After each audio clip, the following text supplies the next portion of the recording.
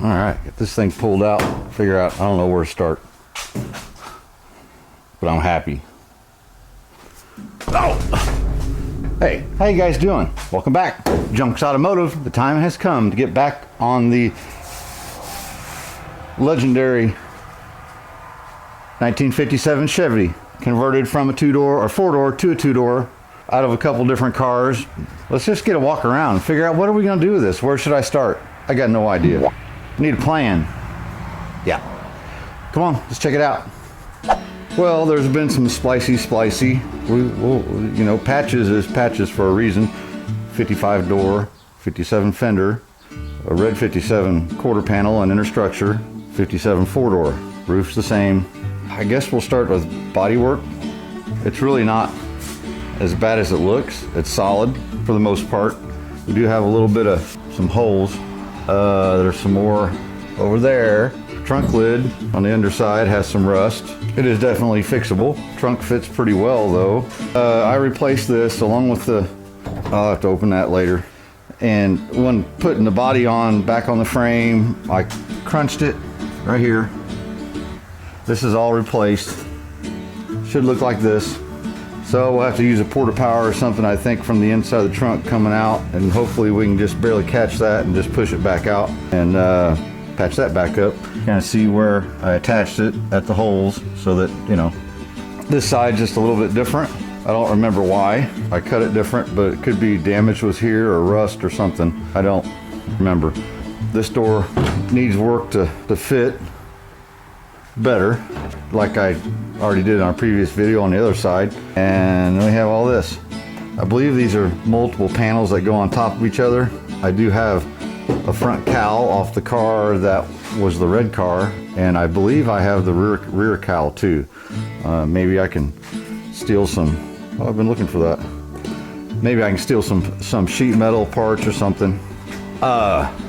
Tubular front suspension, power rack and pinion steering. I had trouble with getting my angles right with this column. The column needs cut, of course, adjusted down, cut, and up, and it's what you normally got to do with these. But I do have a 1969 steering column, which is right there, for a Camaro. Keys go in the column, and it's for a manual. That's what came from this Muncie transmission M20. Done my research, an M20 wide ratio. I'm not going to hurt it.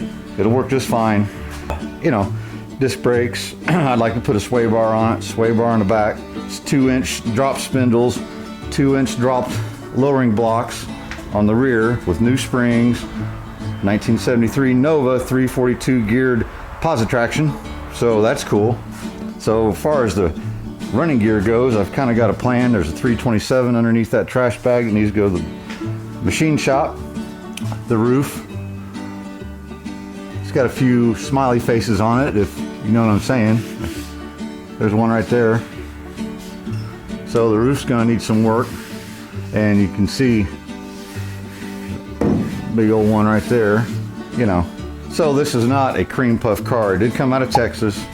Had to redo all the floors, trunk floor. Well, we'll take a look at that here in a minute. So I'm really, you know, usually I could do the metal work, go all the way around, do all the metal work. But I don't know if that's what I want to do, because I have another car that I'm storing, the MGA.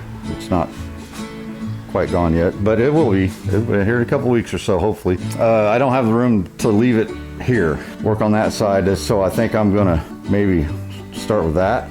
You know, my metal work done, all that, get it stripped, get it rust treated and epoxy sealed. Then we'll go maybe to a door, then a fender, or we'll go that direction and just work our way around the car. You know, then there's the roof, and there's a lot to this. I do have regulators that'll work for a two-door sedan, and all you gotta do is get the glass and a bunch of messing around, I'm sure, to make it all work. But that's my plan. I want roll-up windows. I will never deny that this was a four-door, but I would like people to look at it and go, well, heck, I can't tell. Let me open that trunk. We'll take a peek at that. There's some cool things in there, and some work needs done. If I can find it. There you go. There's that. You know, the measuring thing that I've been looking for. A bit of strap, we got a chain, and double-ended wrench. Okay. Well, and also, we won't be using a spare tire because any kind of spare tire I use won't fit anyway. We're going to cap this off because I moved the leaf springs from the outside of the frame rail, or from factory, to the inside. I'll stick the video right here. So if you haven't seen that, you can check out how I did it. It's kind of interesting, an old school trick. And just cut all the rivets, cut all the bracketry, swap it side to side, put it on the inside, and there you go. All right, so we're basically done in here as far as metal work. I spent a lot of time fixing all this up back during COVID, I believe. Up there, it's kind of hard to tell, but I replaced this whole section where the trunk bracket, the hinge bracket area goes, right? It was all rusted out, both sides. That's all been replaced. Can't even really tell, really. So I'm kind of proud of that. Too bad you can't see it much, but you know, poor 15 of course, needs cleaned, and well, you know, we'll just, I don't know, probably just leave it. I don't know if we'll use a fuel tank or a fuel cell. I'd rather have a fuel tank, I believe, so I can hook it up. But I do know because of this, the fuel tank situation is a little bit different because there's less room under here. So, but yeah, there you go. I do have my shackle things on the wrong way. They need to be swapped and pointed forward. I also have a cross member for the shocks already welded into place, and they're properly, what is that? I don't know what that is. They're properly deleted. You can see the seam seal where I welded her all in. So, I don't know. Oh, and there's our trunk rust. It's not too bad. Well, okay. Well, there might be a little work to do, but it's nothing we can't handle around here at Junks Automotive. All right. I don't know. I think we should start, probably detrim this. Go and get that off. This is a 210. If it was a Bel Air, this would go all the way up. And there is trim here, but a Bel Air would have trim all the way around, and even it doesn't. So I don't know whether I'll be using this trim or not because I don't have it. I have you know, I just don't. But I do have trim from there all the way right here, right? So I've got an interesting plan for paint. We've talked about it before. So I think we'll just start right here, right? Maybe get a little hammer and dollying going on, dolly and hammering. Go ahead and see what we can do with this. See what kind of, if I'm going to make that, looks like it's going to go all the way, probably all the way around here. What happens is these windows leak. You kind of see where it's rusted there, but there's this little drain trough that goes through here for if the window leaks, or like they expected it, and stuff gets built up in there and it rusts from the inside out. So I know when I cut that out, it's going to be ooh-wee. But do I leave that for the top side and not here? I don't know. Let's just start here. You gotta start somewhere, right? Work your way around. That way I'm not moving tools, and well, I've got to because I still got to put that back in. All right. So man, what I'm finding is they go for about, on the secondhand market, they go from about 22 to 25. All right. So yeah, if you can get $1,000 cash out of the guy too. Right. So Pablo wrote back to the guy and said, well, I'll take $1,000 difference, and never heard from the guy again. Yeah. But if that guitar's really up here somewhere, it might be on marketplace. That would be in the range of what you would spend for a nice 70s even D18. Right. Because I was shocked how much more they are now than they were just a few years ago. Right. The D28s, Brazilian rosewood crap, has spiked way up. Has spiked way up. So people now are charging more and more. Fuck, it used to be you could buy a 60s D18 for less than $2,000 every day of the week. Yeah. Not no more. It's hard to find. No. So yeah, I was going to tell you that you might want to look on Marketplace and see if that's available up here. And I've been kind of looking. Okay. So I'm pulling off these, good old stainless steel moldings of the shiny type, and I got some repairs to do. But there's screws down here that I can't get out. So, and I want to tell you, you don't want rust penetrant all in this and trying to, and you're gonna waller it out, right? Then you're drilling it and trying to cut it, and then you still have a piece of screw stuck in the hole. And any of you guys that's been around this rusty stuff as long as we have, you already know to get you a Phillips screwdriver, right? Good quality one. And what I'm gonna do is I'm gonna put that screwdriver in there and just kind of load it up to the loosened side, right? I'm not gonna really crank on it, just kind of load it up a little bit. Use my hammer. Yeah, it's a body hammer, but it's a hammer. Then we're just gonna give it a little turn while you hit it, and it knocks all that rust loose, and you'll get your screw out. Now, 65% of the time, this works 100% of the time. All right, got the fans going, got the vintage Westinghouse. It's a good fan. I won't say it, bad joke. Get this off. Has little pokey through things that go through there, and some little slide on brackets. So it's kind of a hassle, but I'll put all that in a bag. So, you know, I know the hardware wise what's supposed to be there. These go here, and I'll, you know, probably sandblast those and give them a good paint job, slap them back on the car. We got all that off. All right. So now I'm looking for major problems, and there's a few. This is these little holes right here. It's got a little crack right there. It can be welded up, no big deal. A couple of these other holes are outies when they should be at least innies a little bit. There's a dent I felt right here, right through here. No big deal, right? We can fix all that. Bigger problem is the obvious place. Now you can see, I know at one point, and I didn't know what side it was, I had some tin canning going on, and that's where I heated this up, chilled it, tightened it right back up. Now we've got this kind of waviness going on, right? This panel is actually just a little bit lower than this, which is good, but it still has this thing going on. And I took my time welding this and cooled it as I went, and took my time and was patient. It wasn't the welding that made it do that, it was the grinding. And I've learned my lesson there using a flapper disc. I thought, well, that'll rip it off real quick. But the problem is, heats the metal up and it warped the metal, because there's nothing really holding this, right? So let me get a dolly and a hammer and kind of get a gauge of what I can do. And I'll turn you back on. See, it's high here, but low here. And I don't know that I can kind of get to it. Look, tin canny.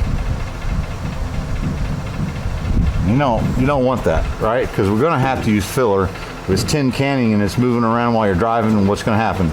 It's going to crack. Let me see what I can do.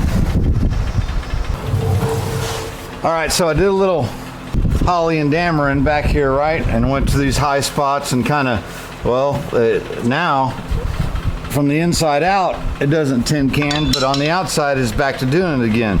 Really what that means is there's a little bit too much metal here. It's kind of pushed together from this whole heat cycles from welding it and grinding it.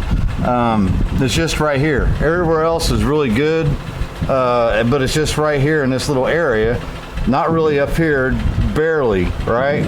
So what I want to do is I want to put a little heat in that. Maybe if I got some heat. There we go. I got a bucket of water, right? And a towel. So I don't want to turn that cherry. I want to warm it up and then quench it and kind of see, because we'll always add heat later, right? So I'm just going to warm it up. You know, what's the worst thing that can happen? I put a whole quarter on the car. I really don't want to put a whole quarter on the car because it's expensive. It's still a 4-door that looks like a 2-door. It identifies as a 2-door, right? And I'm good with that, but man, it would look cleaner with a pair of full quarters on it, no doubt. But much of that stuff costs now, I'm just gonna feel around it and start feeling some of the heat. I kind of know the area that I'm looking for, so just kind of rough this in a little bit.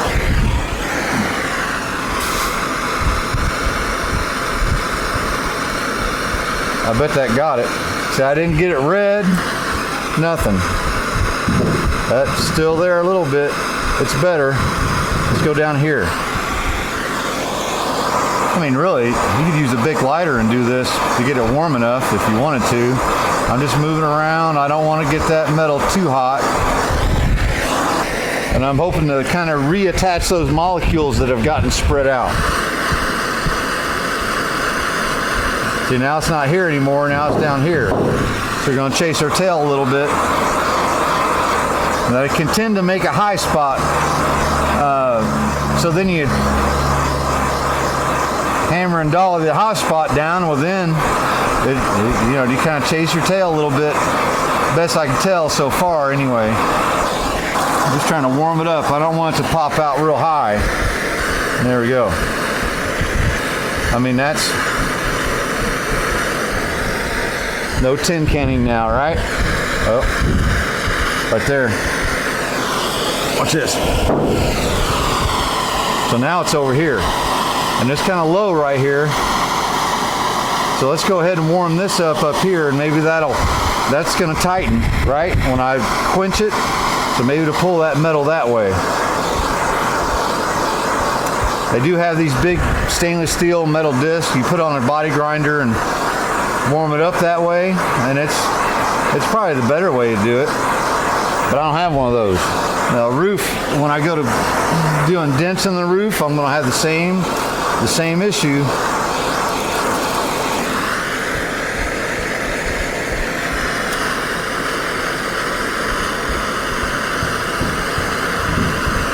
That's back down here again. We'll just do it down here some more. It's all right.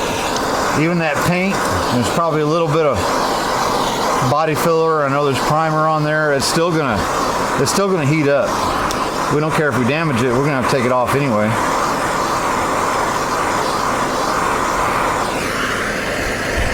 I'm just doing a little bit at a time till it quits. It's still right there. That's what we've been chasing around all this time. So, and I know about 32 of you is going to comment and say, well, I get it. I mean, really, if this was DD Speed Shop, I'm at least a step above that. Still there. Trying to get a little more aggressive, maybe. I don't know. I'm going to give it a second to cool off, because once it cools off, then it's about there. We're getting there. Yeah, it's getting there. Like I said, this panel and this panel is all kind of low anyway. I don't mind puckering it up just a little bit if I can get rid of a tin can. I'm just trying not to do a whole 1/4 inch of Bondo, 1/8 inch or 1/16 of an inch. Really, I want to try to get it as nice as I can get it, right? Get that whole thing cooled off a little more and see what it does. Not worrying about causing rust, because, it's rusting. That's pretty much it. See, it raised that up just a little bit. I can just barely feel it. But it shrunk that metal enough to pull that stuff together and get rid of that tin can. All right, I'm happy with that. Nothing there. If it wants to go right there, I guess it could, but it's not. Tonk, tonk, tonk, tonk. I'm going to give it a little more. Why? Because it can. Probably right here, because that's a little low spot. And we can afford to bring that metal out, maybe pull something too a little bit. I don't want to get cherry red, really. You can, but then it really pops out when you cool it off. And it's just a regular old propane torch. Nothing to it. Cheap stuff. Now it's still a little warm. Really kind of brought that out. Still wants to. But man, we're so close. Let's do it. Like I said, you can always heat it again. You just don't want to overdo it. And then you have this big bump sticking out, and you try to hammer and dolly it. You got too much metal, and you're trying to spread it around. When you flatten it back out, we just want to entice those metal molecules to get closer together and be all friendly and stuff, you know. That's probably gonna do it. That's pretty, you know, when you hit it with that wet rag, it goes, psh, it means you're hot. Hot to trot. A little more. Try to be patient. Be patient about it. I'm gonna try to make a smaller circle so that I have that one low spot that I can feel, kind of get it to pop up and pull that metal tighter that we have down here. Oh yeah. You know, like we're talking about really warped metal to start with, so I'm gonna stop there. I can feel it. That little place just popped up just enough. Pulls that metal tight. Let's do a little more right here. I kind of knew I was going to have to deal with this a few years ago when I screwed this up to start with. See, it's trying to come back. I know. Long lesson here. It seems like when it's hot, it'll kind of fake you out and say, oh no, I'm fixed, till it cools off real good, then it does it again. Of course, right here you have a big inner fender well with a big seal pushing against it, so I'm just trying to find my low spots, because that's how I know I can afford to kind of pull that metal up.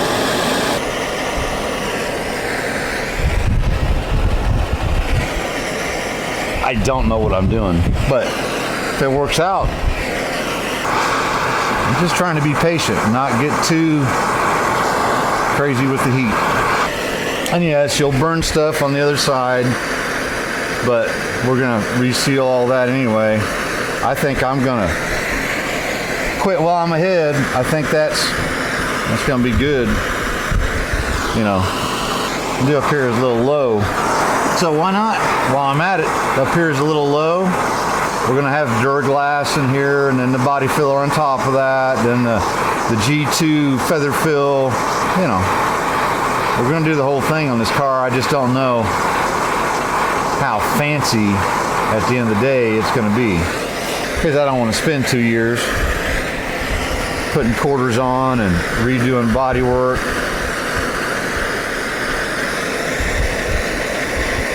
Painting the car a couple times. I'm just kind of following this low trench up here. Not really the weld. I'm doing the top of the original panel and the panel that I welded to it. The panel I welded to it's a little bit low. Just a little bit at a time. What are you gonna hurt? You do it just a little bit at a time, right? I think that's good. I mean, you know, same as that, right? Feels. You know, there's going to be a little bit of a weld line through here. We're going to fill in with Duraglass and all that. Then this is a little high right here, but I'm pretty sure what I'm going to do is go right here, pucker that up a little bit. High here, low here. While I'm at it, just go ahead, try. Like I said, ain't got much to lose. And it will, when you do that, it'll pop the metal out. I suppose if I had a high spot, I could heat it up and quench it from the backside, it'd go the other direction. Does feel a little better. A little low spot right there. Just experimenting, you know. Try something. You guys know me. I try all the different ways you can do stuff and see what I like. We'll probably call it quits there, so I can feel it popped on out. So that low spot, it's still there. I can feel it. Just kind of round through here. I don't know. I think it'll be fine. All right, enough of all that. Our next little problem is right here. Like I said, this is fine. This whole thing's kind of down. Well, I just want to level that off. So since I have a big hole in there, I can feel it. I'm just gonna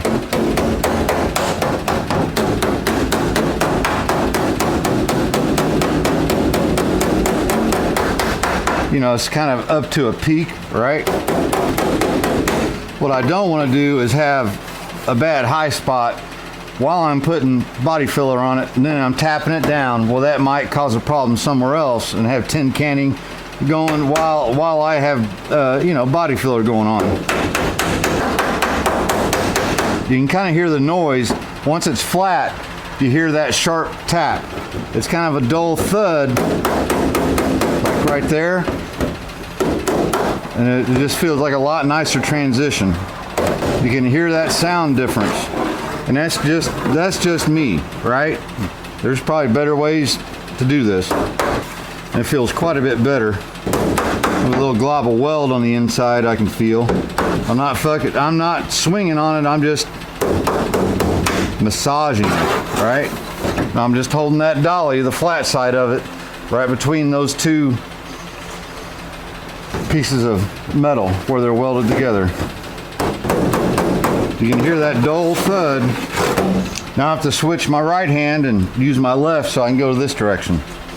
So we got we still have a little bit of waviness, and it's getting better. So the low spots and the high spots, I want to take the high spots and basically you want to push that metal towards the low spot, right? And you know, we're not tin canning, so that's really good. But I want to do the old My Friend Pete trick. And it works. You can't go wailing on it. What I'm gonna do is take my body hammer, and when I hit it, I'm gonna go. So when I hit it, I'm gonna grab that metal and push it that way, right? For the direction I want it to go. And just, you know, no dolly or anything. I did a little bit of this on that MGA, so I know it works. It just takes patience.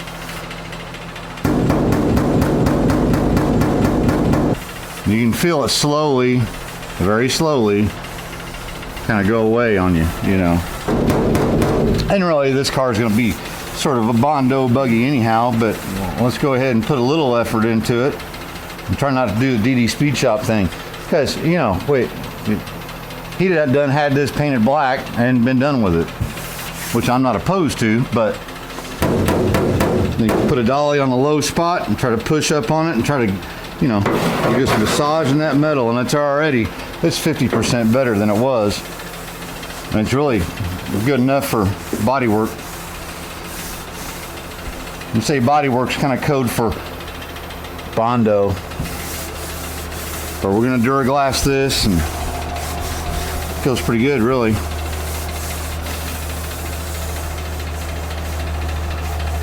Got some high spots over here to work on. Well, I just want to do it. Get something to look a little bit better. The metal's just about there. I've got a little bit of welding to do, touch up on. I want to see what we're dealing with, right? So I've got 60 grit on the 6-inch mini Bondo hog. I know it's supposed to be 8 inches, but that's what I got.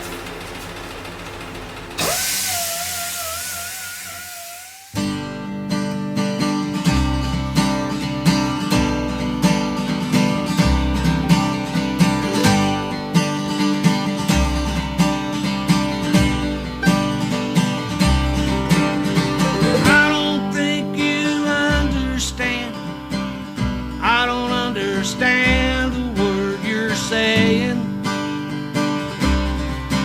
to me. I don't think you see that I don't see why what you're talking about even matters to me.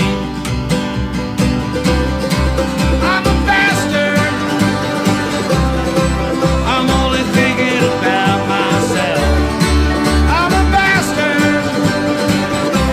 Yeah, it's all about me and nobody else.